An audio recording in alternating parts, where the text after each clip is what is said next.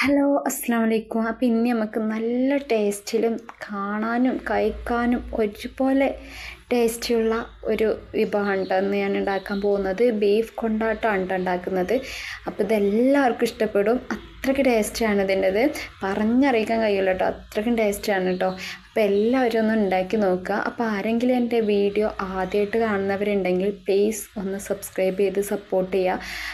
അപ്പോൾ 3 ഓപ്ഷൻ വരും. അതിൽ ഓൾ എന്ന ഓപ്ഷനിൽ ക്ലിക്ക് ചെയ്താൽ ഞാനിടുന്ന എല്ലാ വീഡിയോസും നിങ്ങൾക്ക് നോട്ടിഫിക്കേഷനായി വരുന്നതാണ് കേട്ടോ. അപ്പോൾ നമുക്ക് പെട്ടെന്ന് വീഡിയോയിലോട്ട് പോകാം. നല്ല സോഫ്റ്റാണ് ഇത്, ക്രിസ്പി ആയിട്ടല്ല നിൽക്കണം, നല്ല സോഫ്റ്റ് ആയിട്ടാണ് കേട്ടോ അത് നിൽക്കുന്നത്. അപ്പോൾ നല്ല ടേസ്റ്റിയാണ്, എല്ലാവർക്കും ഇഷ്ടപ്പെടും കേട്ടോ. നമുക്ക് പെട്ടെന്ന് വീഡിയോയിലോട്ട് പോകാം.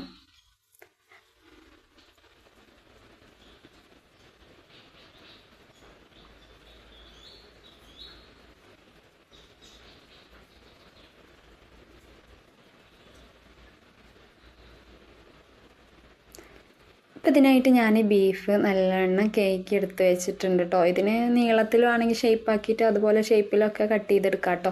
ഞാനിതങ്ങനെ ഷേപ്പിലൊന്നും കട്ട് ചെയ്തിട്ടില്ല, പിന്നെ സാധാ ബീഫ് കട്ട് ചെയ്യുന്ന പോലെ ചെറുതായിട്ട് കട്ട് ചെയ്തെടുത്തിട്ടുള്ളൂ. അപ്പോൾ വെള്ളമൊക്കെ വരാൻ വേണ്ടിയിട്ട് ഒരു ഓട്ടക്കൊട്ടയിൽ ഇട്ട് വെച്ചിട്ടുണ്ടായിരുന്നു കേട്ടോ. ഇനി ഞാനിതൊരു കുക്കറിലേക്ക് ഇട്ട് കൊടുത്തിട്ടുണ്ട്. അതിക്ക് ഒരു 1/2 സ്പൂൺ മുളക് പൊടിയും 1/2 സ്പൂൺ മഞ്ഞൾപ്പൊടിയും 1/2 സ്പൂൺ കുരുമുളക് പൊടിയും ചേർത്ത് കൊടുത്തിട്ടുണ്ട്. ഇനി ആവശ്യത്തിനുള്ള ഉപ്പും പാടെ ചേർത്ത് കൊടുക്കാം. ഇനി ഇത് കൈകൊണ്ട് നന്നായിട്ട് ഒന്ന് തിരുമ്മിയെടുക്കണം കേട്ടോ.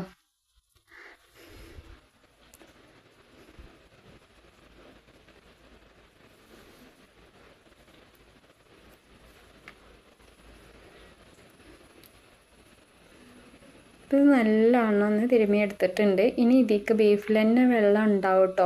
അപ്പോൾ നമ്മൾ തുള്ളി ഒരു 2-3 സ്പൂണ് മാത്രം വെള്ളം ചേർത്ത് കൊടുത്താൽ മതി. ബീഫ് തന്നെ വെള്ളം ഉണ്ടാവുകൊണ്ട് നമ്മൾ വെള്ളം കൂടുതൽ ചേർത്ത് കൊടുക്കരുത്. അപ്പോൾ കുറച്ച് മാത്രം വെള്ളം ചേർത്ത് കൊടുത്തിട്ട് നമുക്കൊരു 3 വിസിൽ വരെ വേവിച്ചെടുക്കാം കേട്ടോ. ഒരു ഫുള്ളായിട്ട് വെന്ത് കിട്ടണ്ട, കുറഞ്ഞൊരു വേഗമായാൽ മതിയാവും. അപ്പോൾ ഒരു 3 വിസിലടിച്ചിട്ടുണ്ട്. ഇതിൽ കണ്ടില്ല, വെള്ളം നമ്മൾ ഒഴിച്ചതിലേറെ വെള്ളം ഉണ്ടായിട്ടുണ്ട്. ഇനി നമുക്ക് ഈ വെള്ളത്തിൽ നിന്ന് ഇതൊക്കെ ഒന്ന് കോരിയെടുക്കണം.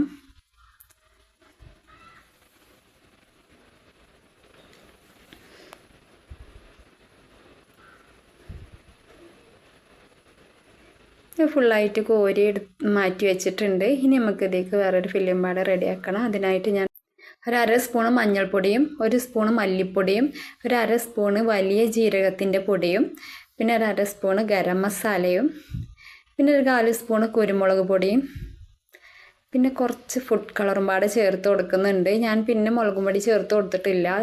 കാശ്മീരി മുളക് പൊടി ഉണ്ടെങ്കിൽ അത് ചേർത്ത് കൊടുത്താൽ മതിയാവും കേട്ടോ. പിന്നെ ഇതിലേക്ക് 1 സ്പൂണ് കോൺഫ്ലവറും 2 സ്പൂണ് മൈദാപ്പൊടിയും ചേർത്ത് കൊടുത്തിട്ടുണ്ട്. ഇനി പിന്നെ ഒരു നാരങ്ങ ഫുള്ളായിട്ട് പിഴിഞ്ഞെടുത്തതാണ് കേട്ടോ, അതും പാടെ ചേർത്ത് കൊടുത്തിട്ടുണ്ട്. ഇനി നാരങ്ങ ഇല്ലയെന്നുണ്ടെങ്കിൽ വിനാഗിരി ചേർത്ത് കൊടുത്താലും മതി കേട്ടോ. ഇനി ഇതിലേക്ക് ഒരു മുട്ടയും പാടെ കുത്തി ഒഴിച്ചിട്ടുണ്ട്.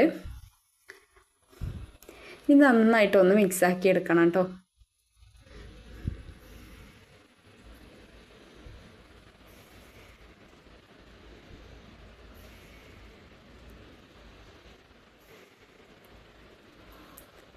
ഇതുപോലെ ഒന്ന് മിക്സാക്കി എടുത്തിട്ടുണ്ട്. ഇനി ഇതിലേക്ക് നമുക്ക് ഇഞ്ചി വെളുത്തുള്ളി പേസ്റ്റും പാടെ ചേർത്ത് കൊടുക്കണം.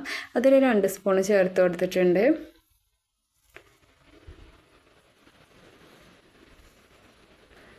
അപ്പോൾ ഇതിങ്ങനെ കുറച്ചും കൂടി ലൂസാവാൻ വേണ്ടിയിട്ട് നമുക്ക് ഇതിലേക്ക് നേരത്തെ നമ്മൾ ബീഫിൽ നിന്ന് മാറ്റി വെച്ച വെള്ളം ഉണ്ടല്ലോ, അതിൽ നിന്ന് കുറച്ച് ഇതിലേക്ക് ഒഴിച്ച് കൊടുക്കാം കേട്ടോ.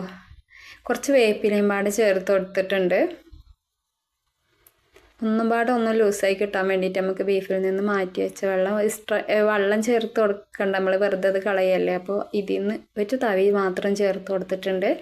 ഇനി ഇത് നന്നായിട്ടൊന്ന് മിക്സാക്കി എടുക്കാം.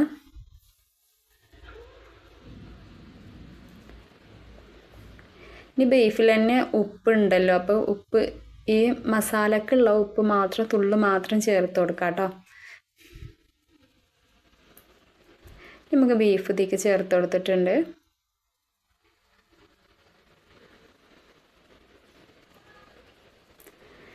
ഇനി ഇത് കൈ വെച്ചിട്ട് നന്നായിട്ടൊന്ന് മിക്സാക്കി എടുക്കണം കേട്ടോ.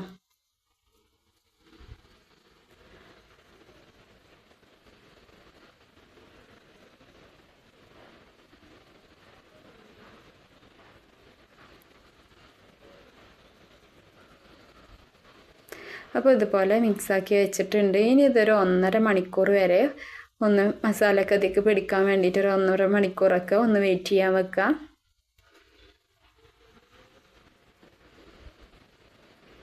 അപ്പോൾ 1.5 മണിക്കൂറൊക്കെ കഴിഞ്ഞിട്ടുണ്ട്. ഇനി നമുക്കിത് നന്നായിട്ടൊന്ന് പൊരിച്ചെടുക്കണം കേട്ടോ. അതിനായിട്ട് ഞാൻ ചട്ടിയിലേക്ക് ഓയിൽ ഒഴിച്ച് കൊടുത്തിട്ടുണ്ട്. അതിൽ നല്ല വെള്ളം ചൂടായതിന് ശേഷം നമുക്ക് ഇതിലേക്ക് ചേർത്ത് കൊടുക്കാം.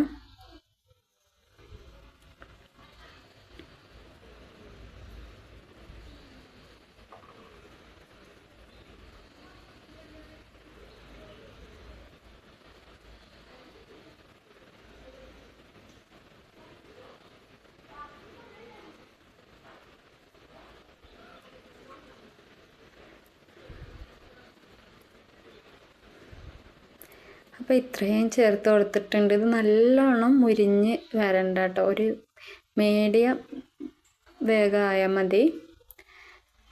നല്ലവണ്ണം ഇങ്ങനെ കറുമുറാന്ന് ആകണ്ട കേട്ടോ.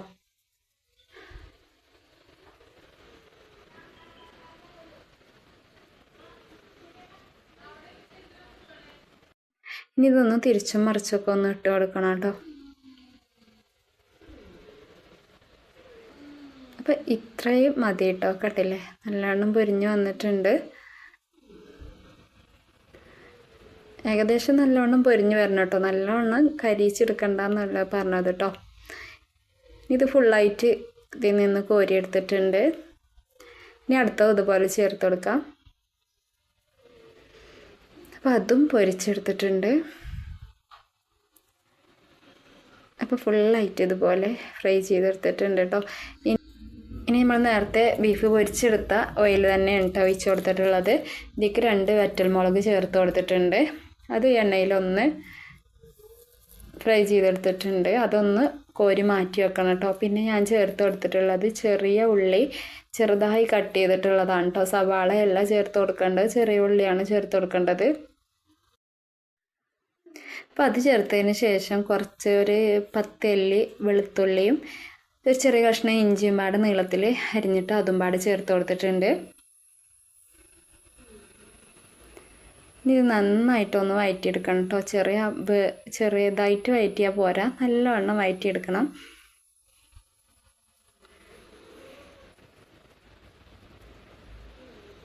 ഇതിലേക്ക് ഒരു തണ്ട് വേപ്പില ചേർത്ത് കൊടുത്തിട്ടുണ്ട്.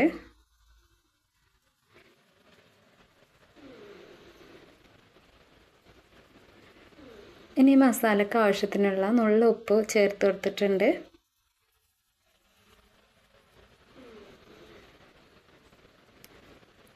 ഉപ്പുമാട് ചേർത്ത് കഴിഞ്ഞാൽ പെട്ടെന്ന് ഈ ഉള്ളിയൊക്കെ പെട്ടെന്ന് വഴണ്ടി വരും കേട്ടോ. ഇനി ഇതിലേക്കൊരു 1/2 സ്പൂൺ മഞ്ഞൾപ്പൊടി ചേർത്ത് കൊടുത്തിട്ടുണ്ട്. 1/2 സ്പൂൺ മല്ലിപ്പൊടി ചേർത്ത് കൊടുത്തിട്ടുണ്ട്. ഒരു 1/2 സ്പൂൺ ഗരം മസാല ചേർത്ത് കൊടുത്തിട്ടുണ്ട്.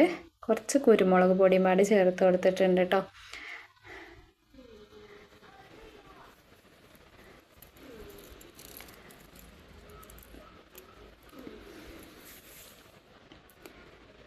ഇനി ഇതിലേക്ക് ചേർത്ത് കൊടുത്തിട്ടുള്ളത് ഒരു ക്യാപ്സിക്കന് ചെറുതായി കട്ട് ചെയ്തിട്ട് അതും പാടെ ചേർത്ത് കൊടുത്തിട്ടുണ്ട്.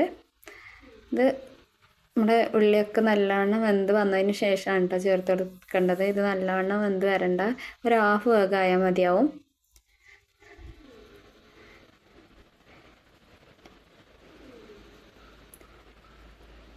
ഇനി ഇതിലേക്ക് നമുക്ക് ഒരു 4 സ്പൂണ് ടൊമാറ്റോ കെച്ചപ്പ് ചേർത്ത് കൊടുക്കുന്നുണ്ട്.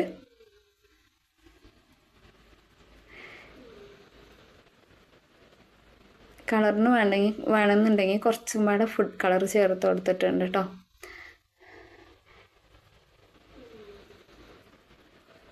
എരി നല്ലോണം വേണ്ടവരാണെങ്കിൽ കുറച്ചും പാടെ മുളക് പൊടി ചേർത്ത് കൊടുക്കാം. ഞാനിപ്പോൾ ഒരു സ്പൂണ് ചില്ലി ഫ്ലേക്സും പാടെ ചേർത്ത് കൊടുത്തിട്ടുണ്ട്.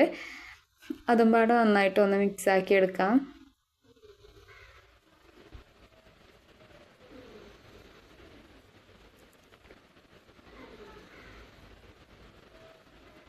നമുക്ക് നേരത്തെ മാറ്റി വെച്ച ഉണക്കമുളകും പാടെ ചേർത്ത് കൊടുത്തിട്ടുണ്ട്. ഇനി ഇതിലേക്ക് ഒരു 3/4 കപ്പ് വെള്ളം ചേർത്ത് കൊടുത്തിട്ടുണ്ട്.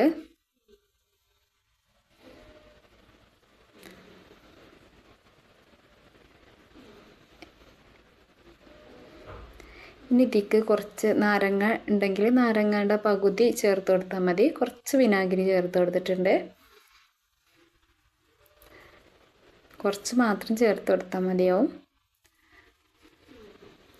നല്ലോണം ഒന്ന് തിളച്ച് വന്നതിന് ശേഷം നേരത്തെ നമ്മൾ ഫ്രൈ ചെയ്ത് വെച്ച ബീഫും പാടെ ചേർത്ത് കൊടുക്കാം.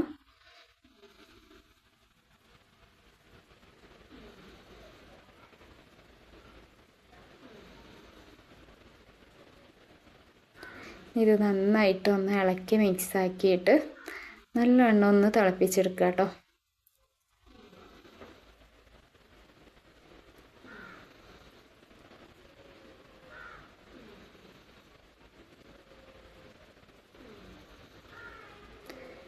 നല്ലോണം ഒന്ന് തിളച്ച് വന്നിട്ടുണ്ട്. നമുക്ക് ഫ്ലെയിം ഓഫ് ചെയ്യാനാവുമ്പോൾ ഇതിലേക്ക് ഒരു തണ്ട് കറിവേപ്പിലയും പാടെ ചേർത്ത് കൊടുക്കാം. പിന്നെ ഒരു പച്ചമുളക് ചേർത്ത് കൊടുത്തിട്ടുണ്ട്. എരി നല്ലോണം വേണ്ടവരാണെങ്കിൽ ഒരു പച്ചമുളക് ഒരു 3 എണ്ണമൊക്കെ ചേർത്ത് കൊടുക്കാം കേട്ടോ. ഇത് നന്നായിട്ടൊന്ന് ഇളക്കി മിക്സ് ചെയ്തതിന് ശേഷം നമുക്ക് ഫ്ലെയിം ഓഫ് ചെയ്യാം.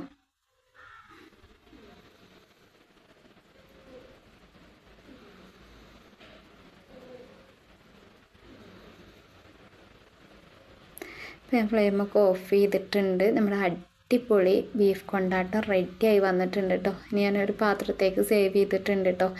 അപ്പോൾ എല്ലാവരും ഒന്ന് ഉണ്ടാക്കി നോക്കുക. ഭയങ്കര ടേസ്റ്റിയാണ് കേട്ടോ. നമുക്ക് പൊറാട്ടയുടെ കൂടെ ചോറിൻ്റെ കൂടെ ഒക്കെ നല്ല കോമ്പിനേഷനാണ്. അപ്പോൾ എല്ലാവർക്കും അത് ഇഷ്ടപ്പെടും. എന്തായാലും ഉണ്ടാക്കി നോക്കുക. ഉണ്ടാക്കി നോക്കിയിട്ട് എങ്ങനെ ഉണ്ടായിരുന്നു എന്നുള്ളത് കമൻറ്റ് ചെയ്യാനും മറക്കരുത്. റിലേറ്റീവിനും ഫ്രണ്ട്സിനൊക്കെ ഒന്ന് ഷെയർ ചെയ്ത് കൊടുക്കാനും മറക്കരുത്. അപ്പോൾ നമ്മൾ അടിപൊളി ബീഫ് കൊണ്ടാട്ടം പെട്ടെന്ന് റെഡിയാക്കി എടുക്കാം കേട്ടോ. ഇനി ഞാനിതൊന്ന് ഇതിൻ്റെ സോഫ്റ്റ്നെസ് എങ്ങനെ ഉണ്ട് എന്നുള്ളതൊന്ന് കാണിച്ചു തരാം.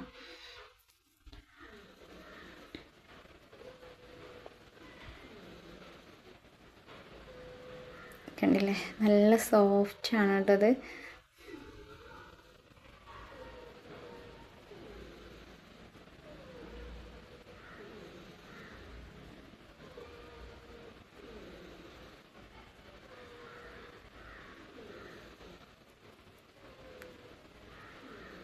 അപ്പോൾ ഓക്കെ, ബൈ ബൈ, വീണ്ടും കാണാം.